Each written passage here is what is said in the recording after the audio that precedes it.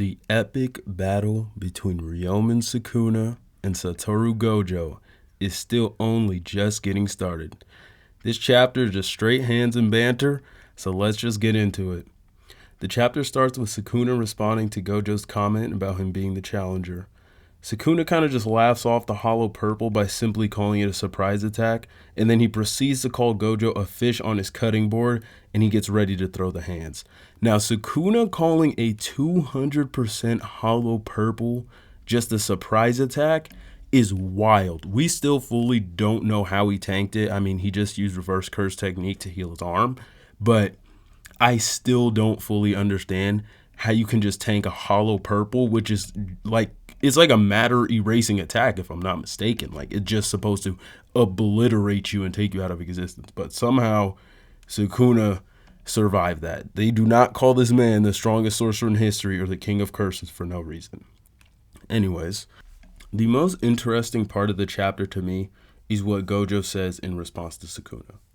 Gojo asks Sukuna if he thought he would hold back just because he's using Megami's face, and Gojo assures Sukuna that it's not going to affect him because he's been doing special training, and because it's Megami, he knows he can go all out. Sukuna was able to stay alive while he was in Yuji's body, so Gojo figures he'll worry about Megami once he kills Sukuna. And we will get back to that at the end of the chapter. But now, let's get into the hands.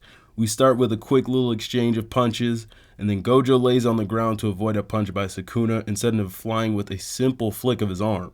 Gojo immediately continues his assault by trying to stomp out Sukuna. They transition onto a bridge where Gojo sections off a piece of it and sends the piece along with Sukuna flying towards a building. Sukuna hops off before he makes contact with the building and sprints towards Gojo and sends a dismantle flying his way. The attack hits an apartment building behind him, taking his attention away from Sukuna in front of him, who's gearing up for a punch. The punch is blocked by Infinity right before it can come in contact with Gojo's hand. Meanwhile, the top of the building behind him is falling down.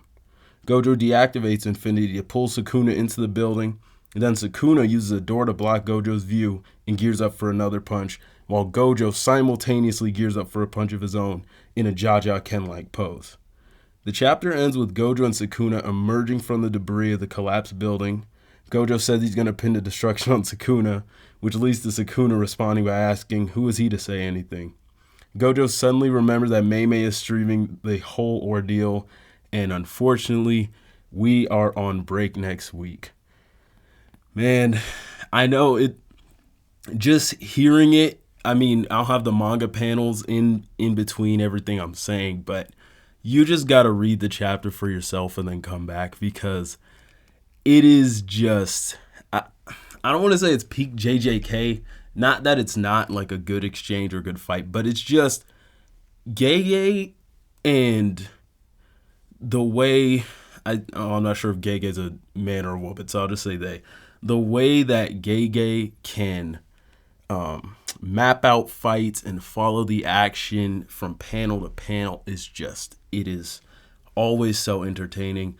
And to see these two titans go at it is just, I still can't believe that we are seeing this fight right now.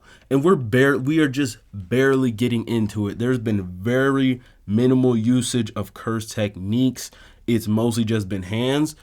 Now, I don't remember in the past if Gojo has used the Infinity, kind of like the Force before, but that's how I'd say he's using in this chapter, which is very interesting. If we have seen it before, my bad for not remembering. But either way, it's just so dope to see him using in that fashion.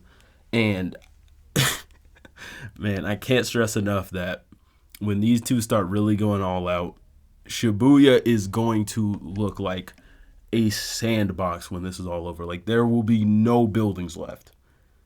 Like I said earlier, the main thing that has my attention is Gojo's comments about his special training and killing Sukuna, then dealing with the matter of Megami's body. The roughly 1 month time skip holds so much mystery, and I desperately want to see how this all plays out and what role Yuji and Yuki's soul research will play in all of this. Also, Yuta, Maki, Hakari, Hajime Kashimo, Kenjaku. There's a lot of people that we got to tap in with, and I'm kind of the mind that Gojo, I don't want to say Gojo will die or even lose, but maybe he just won't take out Sukuna, because I feel like in order for us to get certain things, Gojo can't just beat Sukuna. So it's a little weird. I trust in Gege. I know I sound kind of not super certain. I'm not super duper confident, I will be honest, but I do trust in Gege to deliver us a good fight and a satisfying conclusion to it all. I'm just a little heartbroken over the 1 month time skip, but I just got to get over it now and see what is put to the panel every single week. So hopefully this all ends well. This fight, I hope that for the people that are watching this video and reading the chapters weekly, I hope it is what you guys hoped it would be. And again, they're just getting started, y'all. So if you made it this far into the video, if you enjoyed, make sure to drop a like, make sure to subscribe, press that notification bell if you want to keep coming back and seeing what I upload in the future. I don't just do JJK content. If you look at my channel, you can see I've got some One Piece, a little bit of My Hero.